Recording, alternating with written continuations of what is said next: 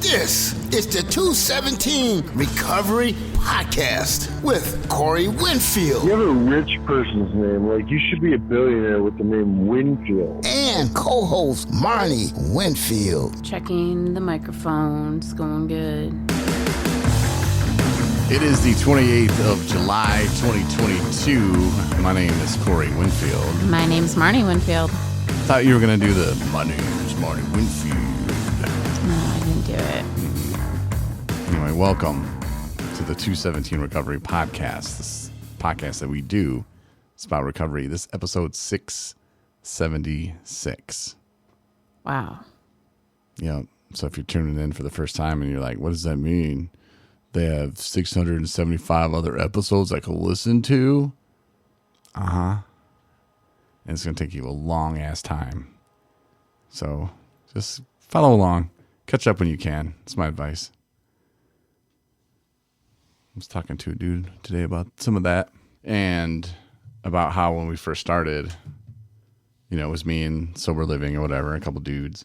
Because he asked if I ever clown around. I didn't say clown around. Do I ever have fun on the podcast? Because he's like, hey, I think you're a pretty funny guy. Do you ever like do that stuff on your podcast? And I said, well, I attempt to. And Marnie reels me in pretty quick. I said Tries to reel you in. Back when I had like Chris and Ryan, there was no limits.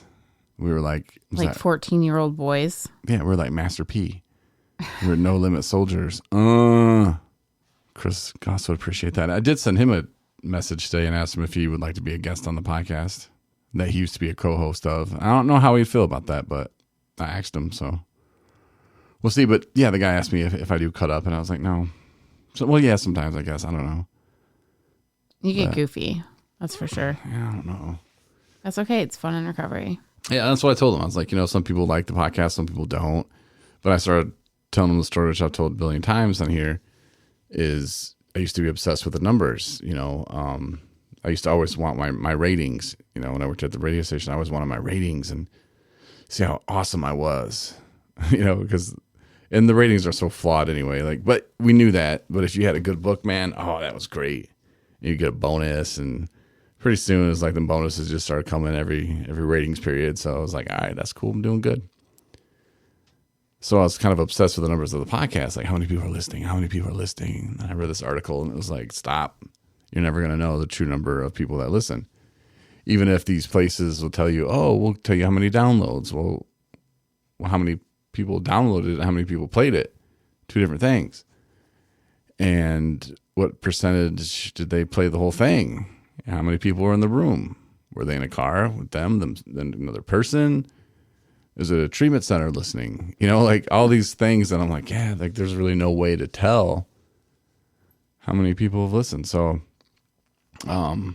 when Kevin reached out from St. Louis and said, hey, man, you know, I was looking for a recovery podcast and found you guys and I dig what you're doing. I was searching on iHeartRadio and I just searched recovery podcast and you guys popped up and been listening ever since. Love it. Which, Kevin, I hope you're still listening. I think he is. Kevin, I think it's hard for him to catch up sometimes. And you know, he feels like he's lost a little bit, I think. Mm-hmm. But he was following us pretty good there for a while. And he's actually a counselor or therapist. Right on. Last time I knew, he could be a duck hunter now, for all I know. Maybe he's a duck hunting therapist. He could be. Could be. But he asked me for advice. He said he was coming to Michigan. I got to follow up with Kevin because he said he was coming to Michigan for a vacation.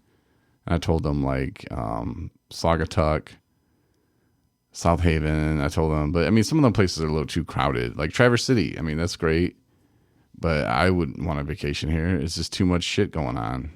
Too many people. And the love of God, when the light turns green, would you please, this is for everybody in Traverse City, go. That's what it means. It means that's your advice. Go. There's so many times where I see like lights just get crushed because somebody's sitting there for 15 seconds and then they're like, oh, I'm going to go now. And like 2 cars make it through. Meanwhile, like there's a mile long backup for this freaking light. Just go. When it turns green, just go. Pay attention. on top of it. Some people do have places to go, and some people don't like just sitting in car traffic all day. Like, I think that people from, I would say, smaller cities come here and they're just like, oh my God, a traffic light. I don't know. Or it's people from big cities, like, this is what they do. Like, they just sit in traffic all day. To them, it's just numbing. Like they zone out. Yeah. I'm going to get a grant to research that. We can only allow certain age people or certain people from parts of the country to visit Traverse City at a certain time. Like people from Utah, we can only have 3 of them. I know that's a weird number, but 3 is all we're going to take at one time, just 3. Arizona, we probably do 10. Arkansas, 1. Just do 1 at a time. Get them in, get them out. Next one moves on. You know, like there really needs to be like a chamber of commerce or like a visitors welcoming center that regulates this kind of stuff, because I think that would really help the flow of traffic.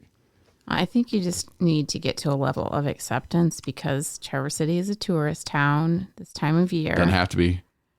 And, you know, it's one of those things where people appreciate coming to experience our area where we happen to call home. So I didn't know, like, okay, the tourists bring a lot of money to the city that I don't see anyway, so I don't care. Like, this doesn't need to be a tourist town anymore. I changed it. As of today, Traverse City, Michigan is not a tourist town. Don't come yes, here. It is. It's horrible. Please, the water's welcome. too You're all blue. welcome to come to Traverse City. The water Just being cranky. There's fish in it. And it's good recovery community, so yeah, that's what, okay. Absolutely. There's too many kids here. So anyway, so you met with somebody today and we're going to have a new spotlight coming up. Yes. Is it a secret? No, his name's Adam Newth. Wonderful. And he's going to be in the August spotlight. He did a really good job and did it well. We just clicked on it after I took it and put it on the computer, and there's some stuff not matching up, but yeah, I can fix that. Really simple. But I don't know. I hope it worked out, because he had some really good stuff to say. I mean, we're going to put it together anyway. Yeah. No, Adam actually happens to be a coworker of mine, and right from the get-go, because it's weird, because like my program he started off in my program, like we all interact with each other, but sometimes not face-to-face. So I was actually having conversations with him, like via email or Teams, and I never even knew who the guy was. Like I could have walked past him on the street and not even known. Like I've been having multiple conversations with this person.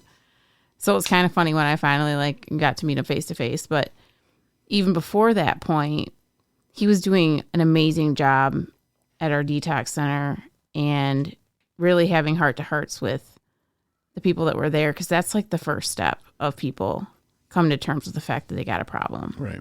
It's a really super critical time, like one of the most critical times. Not gonna lie, a lot of people come in and just are going through the motions and, what do you want to quote unquote, air quotes, dry out comfortably, I guess, or medically, so they don't, because you can die from withdrawals from alcohol. And I was just hearing all this stuff about, and then these people were moving on to go to treatment.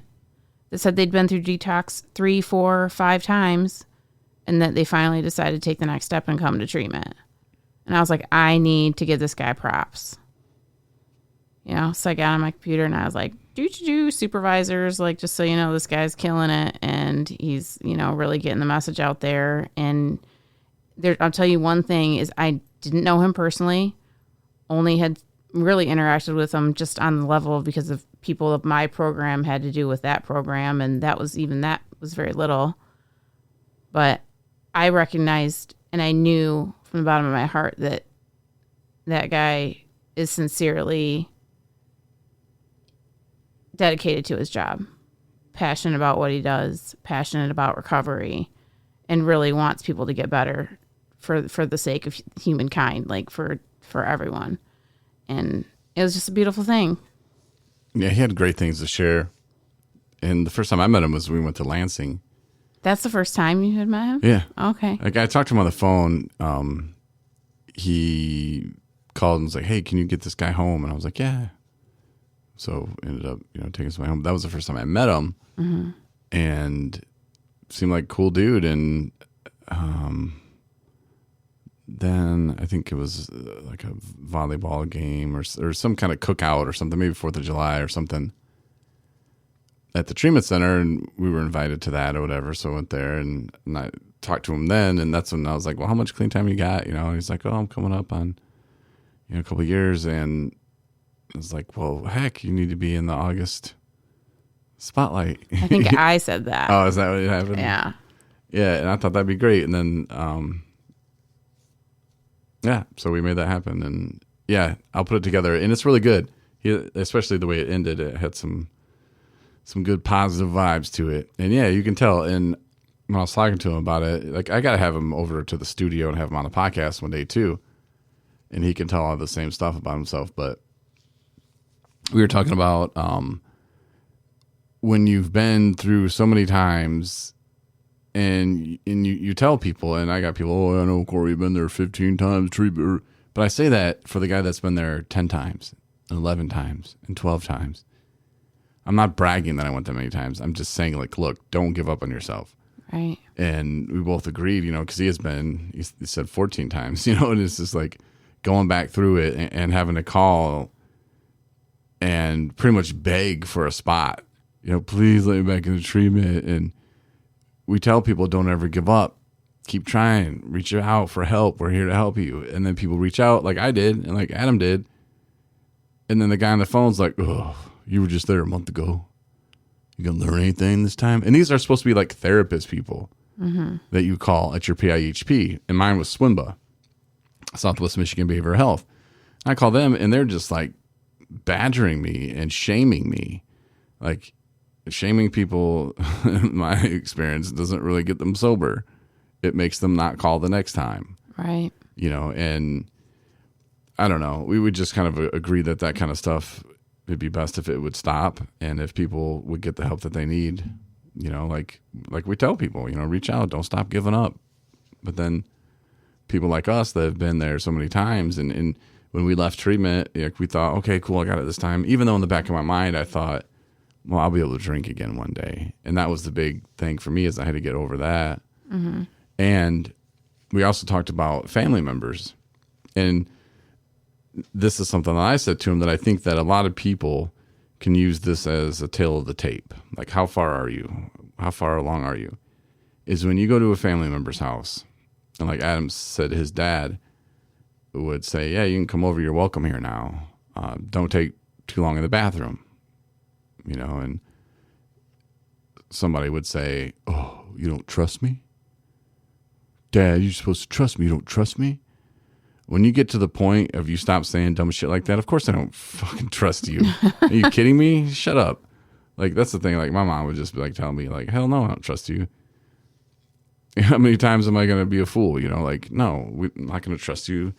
And when you get to that point where you're not like playing like your butt hurt about it, or when you just go, "I won't." Yep, I won't. Yeah. That is when I think you're turning a leaf and you're making progress, because you're not, I guess maybe you're accepting the fact that, yeah, why would they trust me? Mm-hmm. And you're not throwing it back in their face, putting it back on them. Because that's using behavior. Yeah. That's what we used to do, is flip it around and, make it about something that it's not about. Mm-hmm. And I remember I cried when I asked my mom. It was when we were going to move into an apartment, and I had no job. I had no monies. I might have had a couple of dollars, but I mean, to get us into this apartment, I needed to pay off a debt that I had from a previous apartment complex, and it was like $782.89 to be rough estimate or something. And Trump's was like, "Hey, we're going to give people $1,000 or whatever." You remember that? Yeah. Well, I didn't know when I was going to get it, but I knew it was coming, and I knew I didn't have the $782.89 or whatever it was. So I called my mom, and I had it all kind of in my head, kind of planned out to be kind of silly and funny. And I was going to tell her she could make an investment and it would gain her a couple $100 if she were to invest in my living situation of $782.89, that in a month or less, she would be getting a return of $1,000. So she would earn a couple hundred. And as I'm like typing this out, you know, I'm like, bloop, she sent the money. And she didn't want to hear all that shit. It was funny. I was working up something good, but she's like, no, just pay me back that. You know, that's fine. Like, but yeah, here you go. Yeah. And I remember sitting in the bed at the hotel, very nice hotel we were staying at, and I just started crying. Like, I was just so overcome with like, wow, like she trusts me. You know, I was finally at a spot, and I don't know how long I'd been at that spot, but for her just to do that, you know, to know that, hey, it's all good, Corey, and he's going to pay me back, and I have not one second thought that he won't. You know, like, I'm tearing up right now even thinking about it. But those moments though, for real, are like huge. You know, so if you get yourself in and out of treatment, whatever, you're doing what you're supposed to be doing, and you go to your mom or dad or cousin or brother, sister, wife, whatever, and they're skeptical, just remember they have every right to be. Yeah. You know, and if you're the family member, you have every right to be. You have every right to be skeptical. And if they try throwing that back in your face of, you don't trust me, you don't believe me, say no. No, I don't. You have to earn that. Yeah. You know, you don't just give trust. Well, but I'm your son. Mm-hmm. Yeah, I see shows where like sons murder their mom and dad all the time. The Menendez brothers. Show them that video. Well, you think I'm going to trust your little ass? Hell no. Put up like a metal detector at the door. This is metal detect them every time they come in. Just wand them. Nope. You don't trust me? Nope. But seriously though, like, you have every right, you know, not to trust them. Yeah. It takes time, but that it'll come. Yeah, and I'm not saying they're bad people. They're addicts. They're stuck. You know, they're going to do what they can to get their way. So no, you trust them when you have that trust built, that level built back up with them. You know, but baby step it. Don't just, here's $300. Go ahead. Not until you're ready. You know, my mom wouldn't have given that to me if she didn't think I was ready. If she didn't think I was doing good things. Right. You know, she definitely obviously saw the change, and she knew in her heart 100% I wasn't going to drink. I wasn't using a dime of that money. And the way I would do it too is I would have money in my savings, not a lot, enough for a bottle. Or I'd have money in my checking and I move it to my savings, and then I would say, look at my, she'd be like, how much do you have in your checking? I'd be like, 2 cents. Okay, well, here's some money. And I would take the money she gave me and put it in gas. I wouldn't spend that money on liquor, because this was my way of not lying to her. Nope, Mom, didn't spend your money, but really I did. Because if she didn't give me that money, I would have had to use my money that I had moved over to my savings to get the bottle. And sometimes it was like $10. You know, what it was never like thousands or hundreds, not even, you know. But that's still lying, you know. But in my addiction, no, I wasn't lying. I didn't use her money. Yeah, I did. Yeah. You know, so for her not to trust me for a while, hey, okay, yeah. Why would she? You know, and it got to the point too where I needed to branch off and do my own thing again and get back on my feet again and go outside of my comfort zone. A lot of people, well, I don't want to do that. I'm uncomfortable. That makes me uncomfortable. Well, that's exactly what you need to do. And that's why I went to Nathan's house. I wasn't comfortable living with a bunch of dudes, not have a job, city I don't know. Fortunately for me, when I went with people I went to treatment with. So that did make it a lot easier. Right, but that's just the beginning, because pretty soon they were people that you did know and you did have a job. And then the guys I did know relapsed. And I'm living in a house with new people rotating all the time. Some people, like you said, now we're back at what we're talking about at the beginning. Sometimes it just takes longer than others. Yep. And I had to do it myself. I had to, and yeah, there were times where I was like, man, I'm struggling. I don't have the money for this. I don't have the money for that. But I figured it out. And those are the things that I didn't need. And the sort of difference between want and need. And, you learn to visit food banks and different things and save where you can. I would drive people to meetings and most guys would flip me a few bucks. And that was when gas was so cheap. It was like $2.25 a gallon. I don't even know. Ugh, I don't even want to get into that. That's ridiculous. Yeah. Yeah, let's not get into that. No. We'll do gasoline talk another time. Yeah. But anyway, so yeah, Adam, it was a great talk. There was some really good stuff that came out, but we'll have him on the podcast soon. Yeah. You're like, yeah, anytime. I was supposed to have Nancy Dow on today, and it started off so great, but I had that McAfee security virus stuff, and I have it on my laptop, and it's ever since it's on there, it slows everything down. It crashes all the time, and that's what happened. I was recording her, and I noticed the time was flickering. It's like 44, 45, 46. And I looked up, and it was like 46, 51, 57. I'm like, what is going on? And so I kind of kept an eye on it, and then it just froze. Wow. But Nancy's got such a great story, and Nancy's not in recovery herself, but her story and how addiction has affected her and her family is just, amazing, and what she's doing now. And she's such a fun person. I love talking with her. Yeah. She just brings a smile to my face. Yeah. She's a beautiful soul. Mm-hmm. Yeah, I like Nancy a lot. So we agreed that, you know what, because there was like, she needed to leave by 4, and it was like 3:15, and I was like, I don't know. And she's like, let's just do it next week. I was like, yeah, because I could try to get it back on and try to get it together, but let's just take our time, and then we're going to do it in a different office too next time. So, good. But it still made me feel stupid because I brought my podcast equipment, and people are probably like, Corey doesn't know what he's doing. Technical difficulties. I do know what I was doing. It's just McAfee. That's the only thing. I don't look at bad stuff on that computer. There's no reason for it to lock up, and all of a sudden not to. And the only difference is that, boom, I added the security to it. So don't do that. No, don't do that. So what are you doing? Nothing. I had a good day. I'm Yeah, excited. you did some self-care today. I did. I went with my mom and got my toes done. And they did like the paraffin wax stuff. So like they feels smoosh so up this good. like warm, Yeah. and then put it in this baggie and like rub it on your toes, and it's really nice. So yeah. And it's always good to spend time with my mom. She's a little distracted tonight. I think she's just been busy and, got her own stuff going on.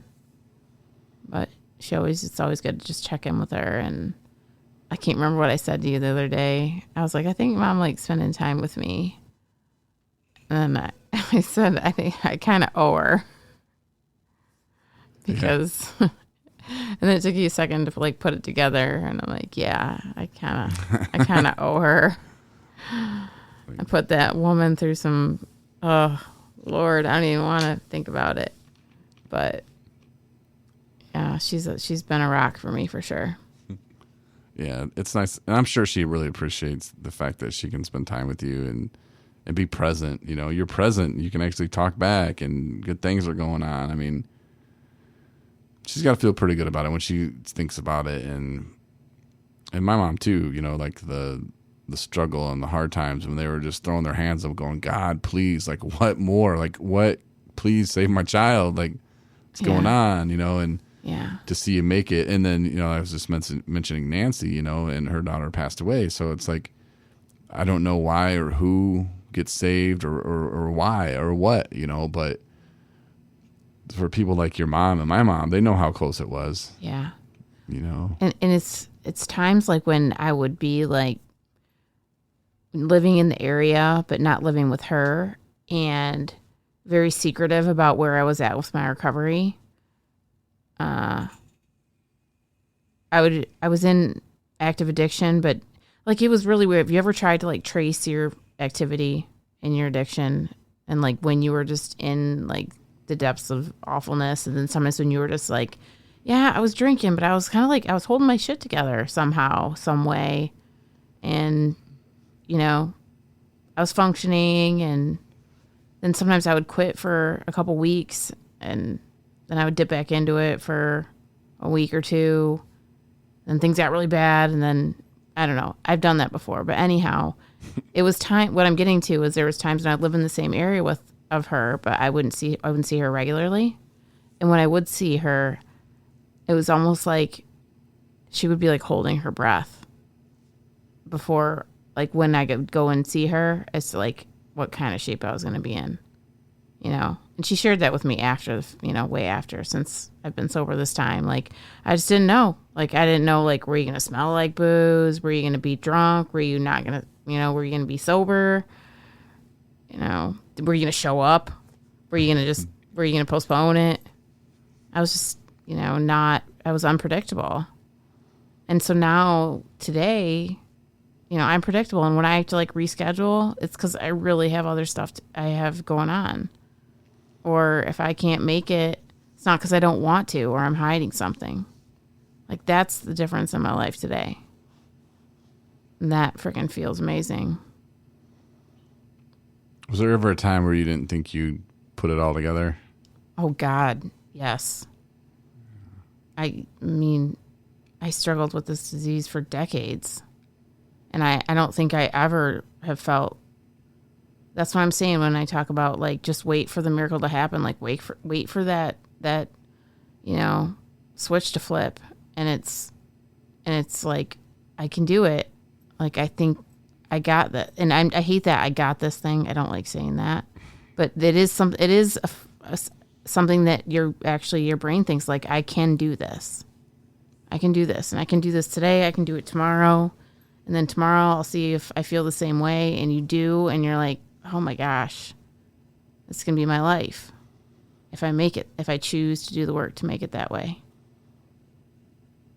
And it takes a lot of thinking, like you said, you know, change the way you think. It takes a lot of that. It takes a lot of acceptance, takes some desire, and it takes being humble. It takes letting go of those old ways. I mean, there's a lot of things that it takes, and sometimes, and I would say very rarely, when people go into, like, say, inpatient treatment, sometimes they might start out with outpatient, and then, well, I was clean for a couple weeks. Well, you need inpatient. So they go to inpatient. They get out. It might last a month, but they might tackle one of those things. I mean, it's hard to tackle all of them at once, you know. And when you're hearing people say, you got to change everything, and you're like, why would I do that? I don't need to change everything. But you realize you pretty much have to, you know, and that's why I think, you know, when people go to treatment, they should go for longer, to give them more time to change those other things. And last I knew, like, treatment centers in Michigan, they have like a 30-day program. Like, that's all their material is 30 days. So if you're there for 60, you're repeating the stuff over, which, okay, that's not bad, but it seems like there should be a different program. But I mean, that wouldn't make sense either for people that come in. And but again, I think it just starts with, you know, having someone in there longer. Mm-hmm. And people would say, yeah, but I'll lose my job. No, you won't. I mean, technically they can't fire you for that, but it's Michigan, so they can fire you for wearing a purple shirt. Mm-hmm. But you don't need that job anyway. Trust me, there's better ones out there.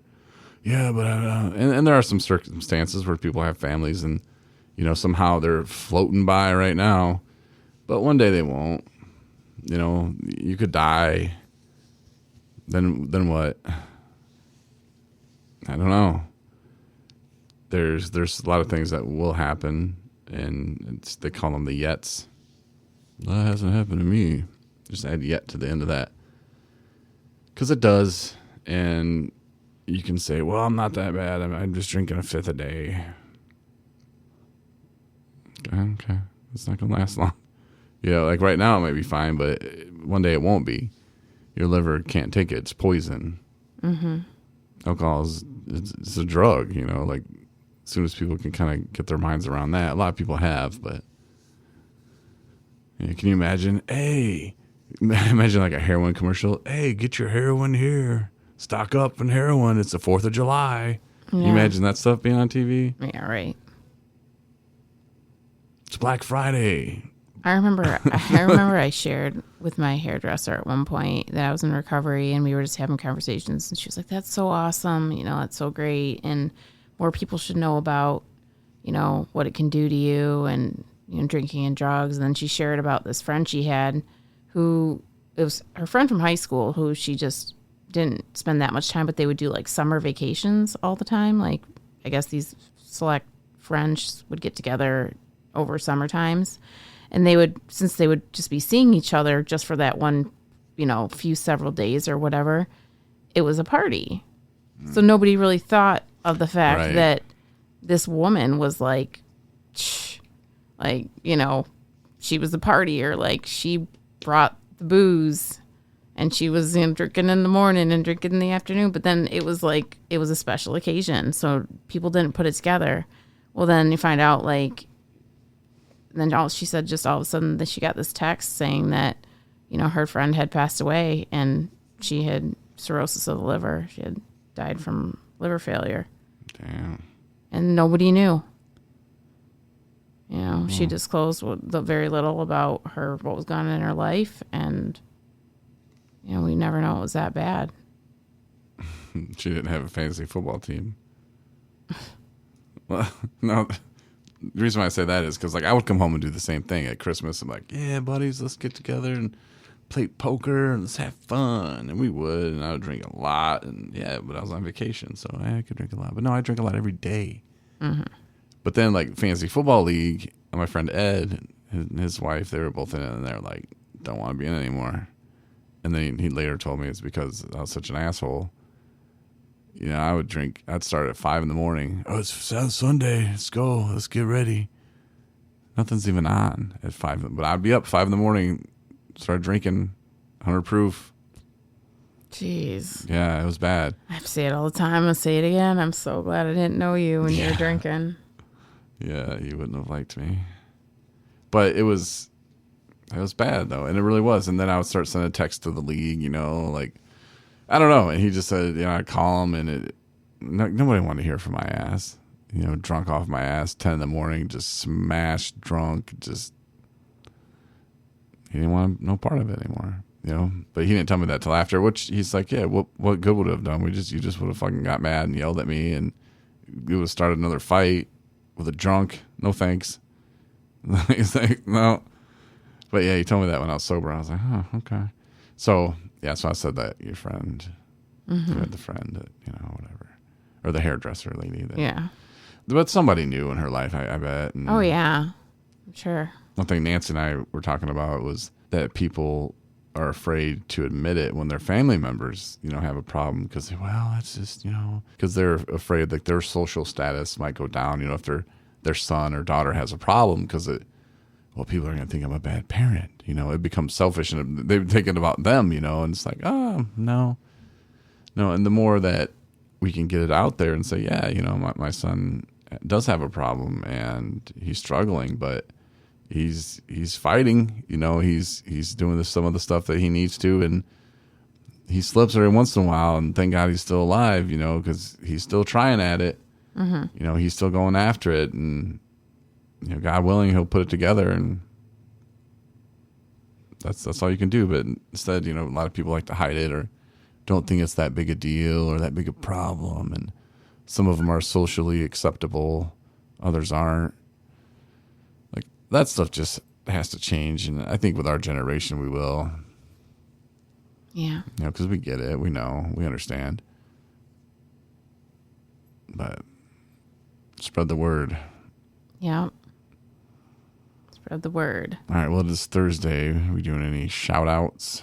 I just shouted out to Adam. I just gave him big props. Yeah. Shout out to Nancy. Adam doesn't listen. Well, he should. Nancy doesn't listen either. I know. I think they're afraid. Hi, Mom. Shout out to my mom. Well, your mom doesn't listen. Does your dad listen? If I send him to him. You do? Mm-hmm. Only when they're... Well, shout out to everybody who tuned in today and listened. It's Marnie's dad right there. Yeah. And all Yeah. the new listeners, if you just tuned in for the first time. Oh man, I was gonna shout out to an old listener. Oh, Brooks. Shout out to Brooks. Brooks is a sneaky listener. And he's in the fantasy football league too. So yeah, shout out to everybody in the league. Got everybody settled. Everybody got to square up with me. Fantasy Footballers, big thanks to them. Fantasy Footballers podcast. It's a great podcast.